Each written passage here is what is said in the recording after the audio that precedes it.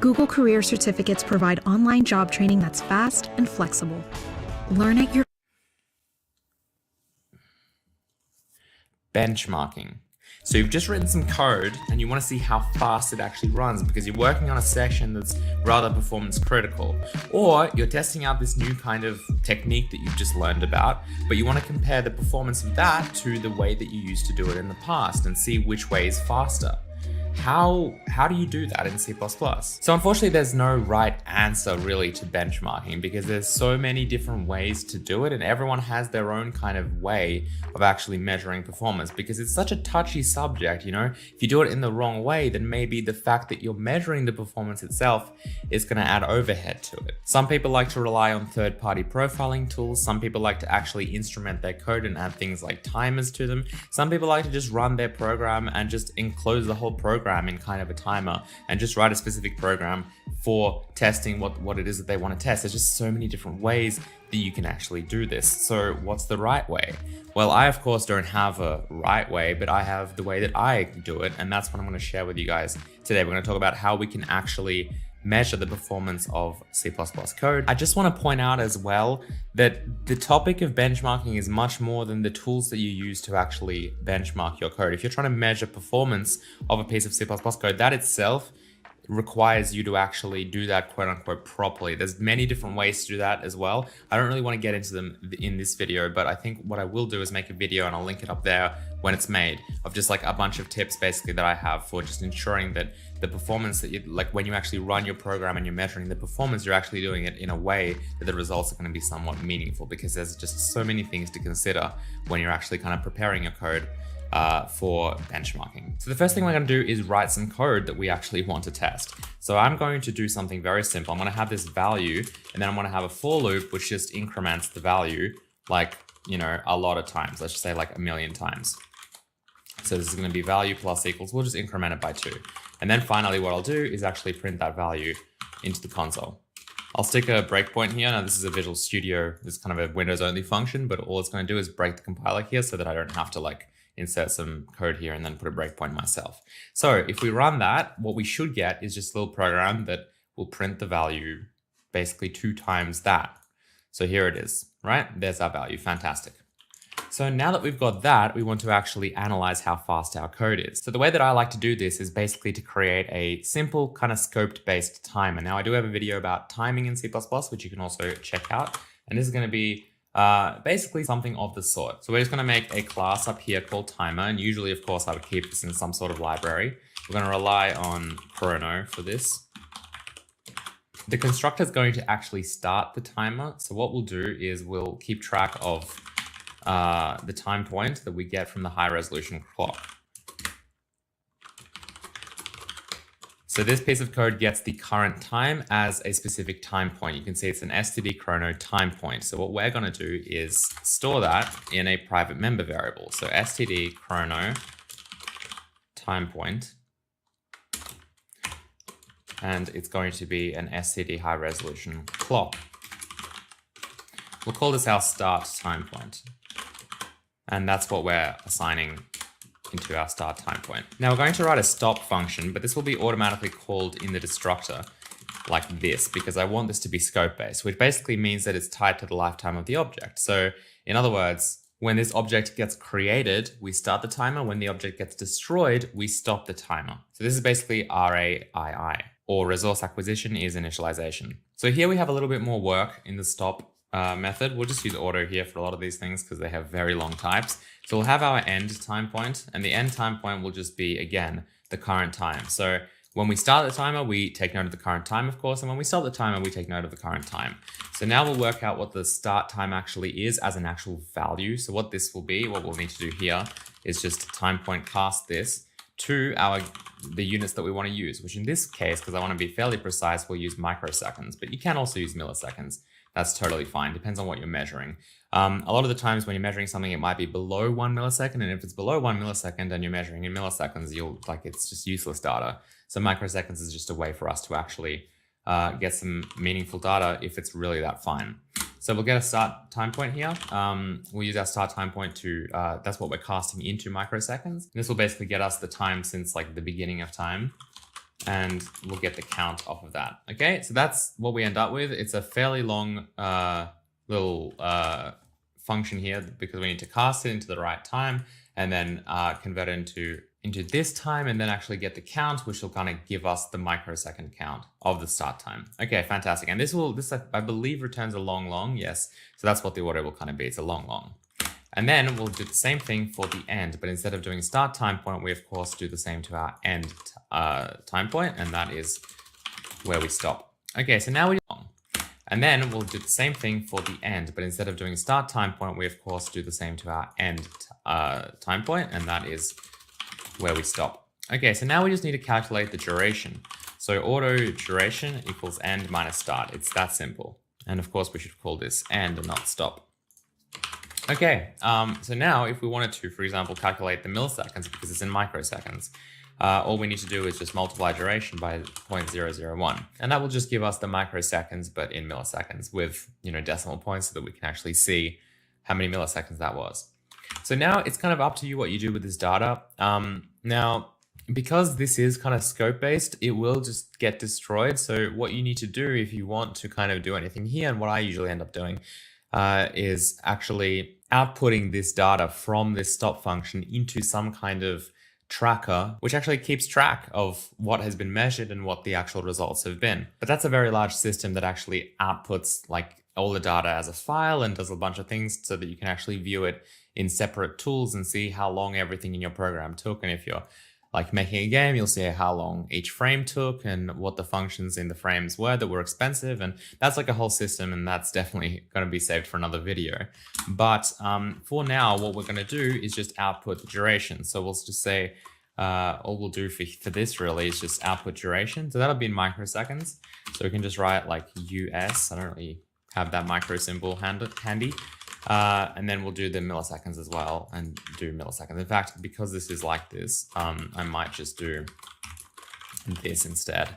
So we'll do ms and then milliseconds like that. So just do it all in one line.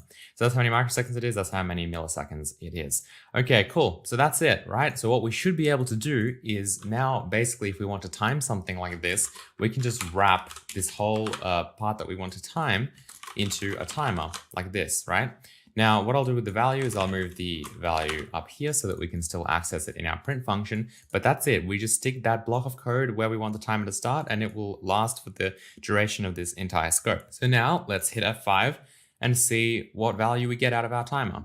So there's our breakpoint that we hit, and you can see that this took 3.69 milliseconds. Cool. So the best way to become a full-time developer in 2021 is not a coding bootcamp.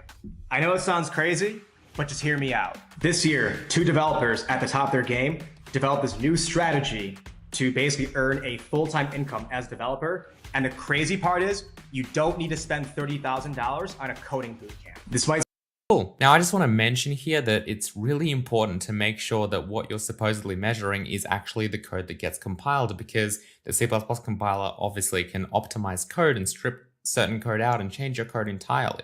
For example, we've written this wonderful function here and we're running in debug mode. So what I'll do is I'll just kind of put a breakpoint here and I'll right click somewhere and hit go to disassembly. Now this is the sweet stuff, right? This is the actual assembly code that your compiler has compiled your C++ code into, and then from that machine code, it's been kind of decompiled back into assembly code so that we can actually see the instructions that our CPU is executing. So if we take a look at what's happening here, we have this for loop. That's not that interesting. But then let's say this is our value. So what we're doing here is what we're really timing, right?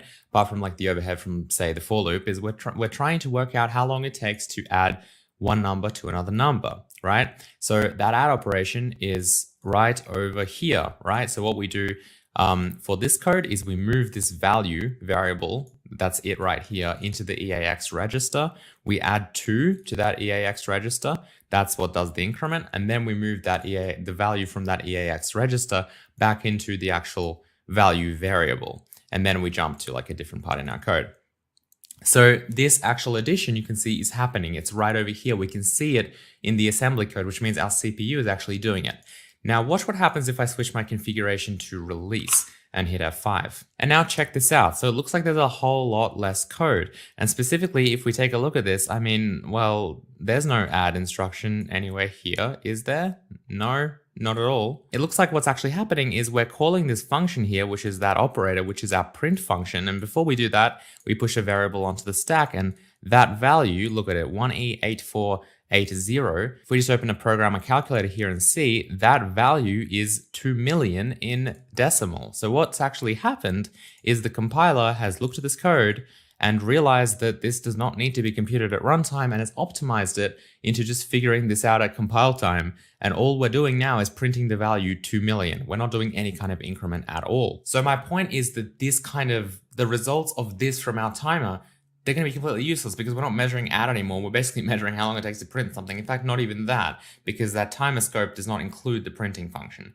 So whenever you're actually trying to benchmark something, make sure that you're actually doing the work that needs to be done. You're not just kind of measuring absolutely nothing taking place, because the compiler can actually quite aggressively change your code, like you can see here. I'm going to give you guys one last example. What I'm going to do is measure the performance of a shared pointer versus a unique pointer. Now, this is kind of a hot topic that you hear about all the time. Do we have any kind of overhead from using smart pointers? Should we use them? What we'll actually do here is we'll test it out. So I'll include array because I'm going to do that. And what I'm going to do is just create a whole bunch of pointers. So I'll create a little class just to test this out. It'll be a vector2 class. We'll just have float x, float y. And then what I'll do is I'll create an array of shared pointer. This will be a vector2. And we'll create 1,000 of them. So just 1,000. This isn't even going to be that kind of big, okay? So we have all of our shared pointers here. And then what I'll do is inside a for loop, which goes through every element in that array, we'll actually have to initialize those pointers. So we'll create them.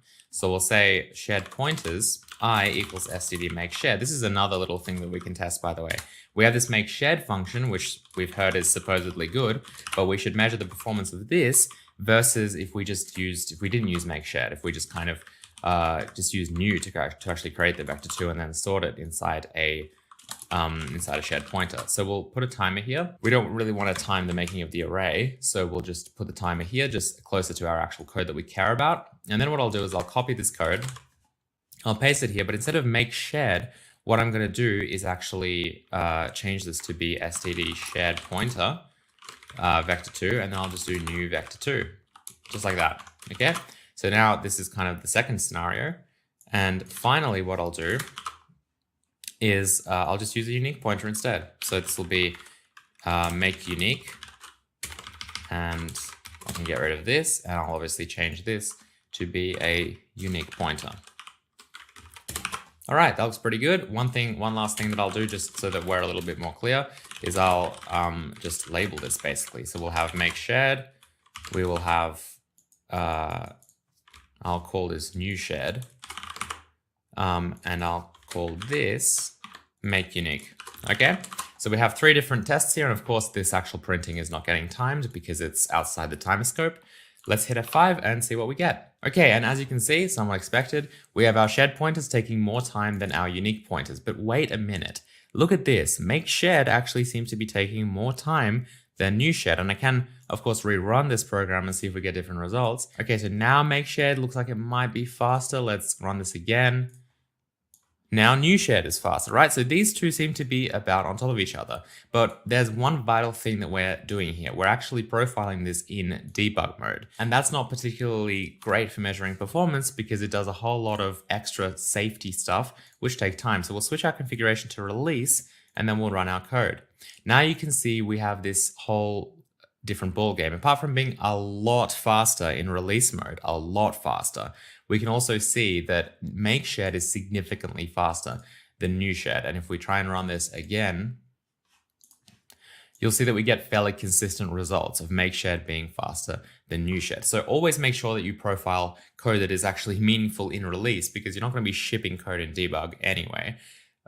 Release will strip away any kind of extra fluff that might be done, and you can see that here we get kind of consistent results of what we would actually expect. Now for this example of shared pointers, we're not even like accessing the data, we're not even like sharing the data with other shared pointers or anything like that. It's pretty much not a very good test, but my point is that is how the timing works, and that's how we can benchmark our C++ code. I hope you guys enjoyed this video. If you did, you can hit the like button. You can also help support the series on patreon.com/thechannel. Thank you so much to everyone who helps support this channel. As I mentioned, I do want to make that follow-up video where I talk about how to actually measure this stuff properly. There's so many little things that you need to know to make sure that the data, the results you're actually getting from this are actually meaningful and not just fake. But until then, I'll see you next time. Goodbye. At CDW,